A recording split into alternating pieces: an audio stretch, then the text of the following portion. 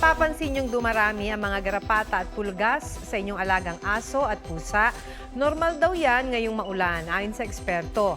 Ang tip talk para iwas garapata ang pets sa report ni Katrina Son. Tatlong alagang aso ng pamilya ni Mark Perosilio. Napansin nilang tuwing tag-ulan, mas dumarami raw ang mga garapata at pulgas ng kanilang mga alaga. Hindi namin sila pinapalabas ng bahay. Kaso meron pa rin nakakaakyat talaga pag pinapaihi namin sila or magdudumi sila, palalabasin sa garahe. Pagbalik nila, yun, meron na. Sang-ayon si Melody Felipe Tan na di biro ang pag-aalaga ng mga aso't pusa, lalo pag tag-ulan. They have indoor barracks. Hindi sila pwede sa labas pag umuulan kasi kakapit talaga yung mga pulgas and garapatas. Paliwanag ng isang veterinaryo kung bakit mas madalas kumakapit sa pusa at aso ang garapata at pulgas tuwing tag-ulan. Yung wet yung environment natin, mas mataas yung humidity at warmer yung temperature. So very conducive yun for our garapata at pulgas para sa life cycle nila, para mag-proliferate sila. At ang hinahanap na warmer area ng mga maliliit na parasitiko, ang skin and coat ng aso at pusa.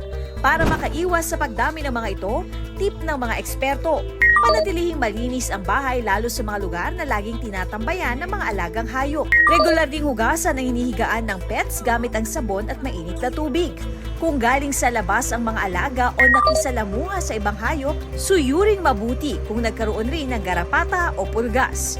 Laging i-check ang kanilang foot tags. Kung may garapata, taking pag tinanggal ay hindi maiiwan ng claws nito sa balat ng inyong alaga. May gamot din na ipinapahid at pinapainom para makaiwas sa ticks and fleas. Maaring lumapit sa mga veterinaryo lalo kung may sintomas ng sakit ang alaga. Zoonotic din yan, pwedeng magdala din ng sakit sa atin, no? Nagdadala sila ng blood parasitism, yung tinatawag nating Lyme disease, although very, rare dito sa Philippines, no? Katrina Son, nagbabalita para sa GMA Integrated News.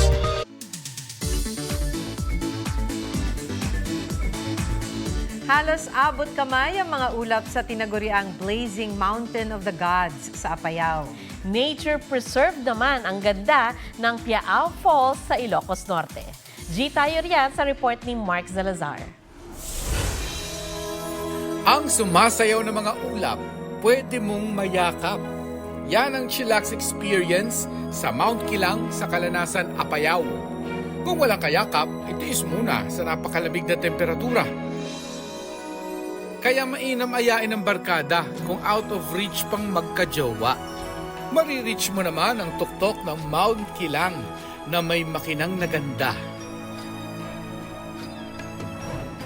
Pero kung ready ng mag-falls,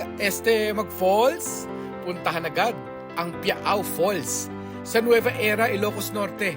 IG worthy ang view. Kaya for reals, be ready mag-video.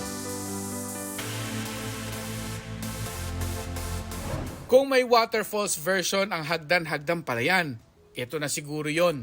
Kaakit-akit ang Kaparkan Falls sa Tineg Abra. Malamini pool ang water terraces, dala ng ulan.